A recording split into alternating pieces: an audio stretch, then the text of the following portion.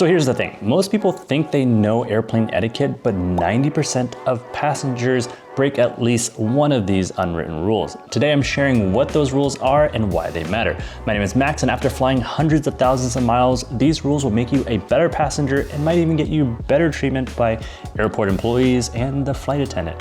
Before we dive into these rules, remember to hit the like and subscribe button down below for more travel tips and credit card point strategies. I've organized these 22 rules into 3 simple categories to match your travel experience: boarding, in-flight etiquette, and then deplaning. So let's start from the beginning, boarding the plane. So number 1 is don't crowd the gate area. Wait until your group is called to line up. Standing in front of the gate when you're in group 5 just blocks the way for others and slows down the boarding process. And then when you're in line, move forward in line. If there's no one in front of you and there's a line behind you, you are the problem. Move forward. Don't just stand around checking your phone while everyone waits. This applies when going through the gate and when you're in the plane aisle as well. Have your boarding pass ready and be ready with your boarding pass and ID in hand if necessary. No one wants to wait while you dig through your bag and scroll through your phone and to find your mobile boarding pass. But before you even get to the boarding line, you should make sure you install an Airlo eSIM as well for any of your international flights, because it can save you a bunch of money on cell phone data when you're traveling abroad. Your cell phone carrier is ripping you off by charging you $10 to $12 to sometimes even $15 a day for international roaming. What you should be doing instead is download Airlo, and you can get a digital eSIM for just a few bucks, and that'll get you cell phone data when you're traveling abroad. Airlo has eSIMs for 200 plus countries and regional eSIMs as well. And the eSIMs are 100% digital, so you don't need to go find the SIM card when you land in a foreign country. Just install the eSIM before you board your flight and activate the eSIM when you land, and you'll have cell phone data. Use my code MAX3 for a discount on your first Airlo eSIM. The link is also in the description as well. Thanks Airlo for sponsoring today's video. So next up here is maximizing overhead bin space. Place your bag in the overhead bin, wheels first or on its side if the sign says to put it on its side. This creates more space for everyone's luggage and prevents the need to gate check bags. Gate checking bags slows down the boarding process and can delay your flight.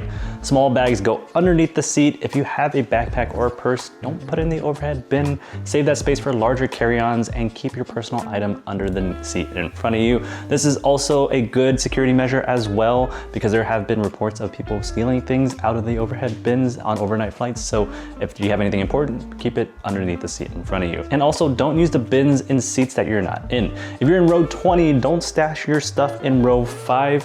Use the bins above you or near your seat. Otherwise, people boarding later won't have space for their bags, and you're not allowed to rearrange other people's bags. Don't touch other people's bags. Handle your own bags. If you need to move a bag in the overhead bin space, ask the owner first. I once had a guy take my bag out of the overhead bin space, put it in the aisle, and then he left my bag in the aisle, which was not cool at all.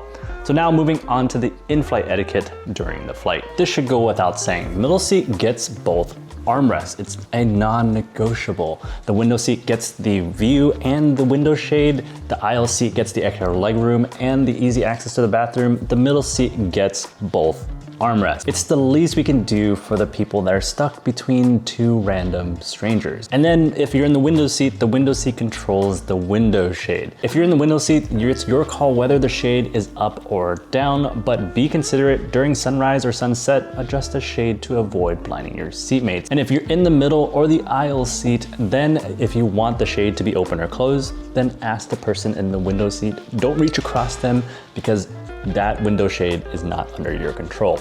And then also don't recline during meal service. Reclining is a touchy subject. Whether you're team recline or not recline, you can let me know down in the comments, but the very least you can do is not recline when food comes out. Keep your seat upright. This is a non-negotiable as well. Reclining while someone's trying to eat makes it nearly impossible for them to use their tray tables. And then another thing to consider is that maybe don't recline during short flights. If your flight is under 2 hours, maybe skip the recline. It might not be worth it, making a cramped space even more cramped by reclining on such a short flight. If you do decide to recline at all, maybe just recline slowly. Don't just slam your seat back. I've seen people's laptops get crushed, drinks get spilled, and knees get bumped. A slow recline is the respectable way to go, or maybe even ask the person behind you or give them a warning before you recline your seat. And this next one is keep your feet on the floor. No feet on the bulkhead, on the seat backs, or even on the armrest. This isn't your living room. Respect the shared space. Keep your feet off the furniture. And speaking of feet, keep your shoes on. I can't believe I need to say this, but keep your shoes on, especially when you're going to the bathroom or walking around the cabin, because those floors on those planes are pretty dirty.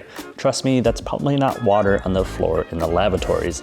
On longer flights, yeah, sure, maybe you can take off your shoes, but if your feet stink, please, out of the respect of other neighbors, keep your shoes on, and at least keep your socks on as well. And then while you're in your seat, if you look up, you'll see 3 air nozzles. Control your own air vent. If you feel cold, make sure you bring a jacket. Don't reach over and adjust your neighbor's air vent. If you look up, there's usually 3 of them up there, 1 for each seat. Everyone controls their own air vent. And then if you're getting up to go to the lavatory, when you stand up, use your own armrest and use some of your core strength in order to get yourself up. Don't grab the seat in front of you. Grabbing the seat in front of you can unexpectedly pull back that seat and the person could spill their drink, or it can make them feel uncomfortable. And I've seen people pull other people's hair by grabbing the seat in front of them as well. So don't pull on the seat in front of you. Now, when it comes to getting off the plane or deplaning, wait your turn.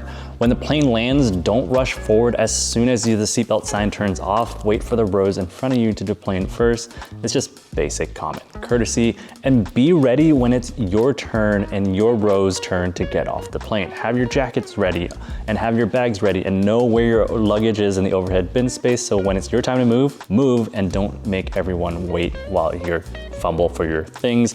Double check to make sure you're not leaving anything behind as well. And alternate sides when deplaning. If people are seated on both sides of the aisle, take turns in getting off the plane. Left side, right side, left side, right side. Don't shove ahead just because you're in a rush, and clean up after yourself. Take your trash with you if you have trash.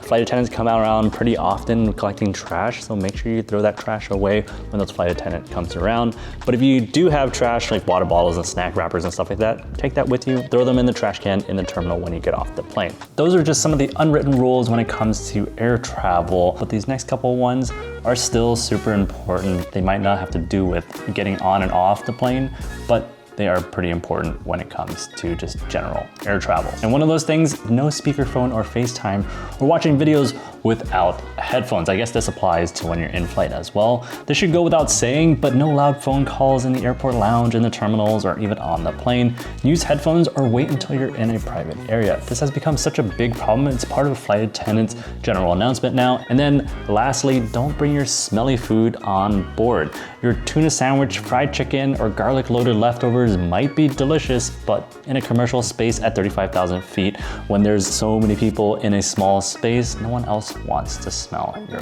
food. The thing is that a lot of these rules are common sense, but sometimes common sense is not so common, which is why I'm making this video, and which is why we've seen a huge uptick in in-flight disturbances.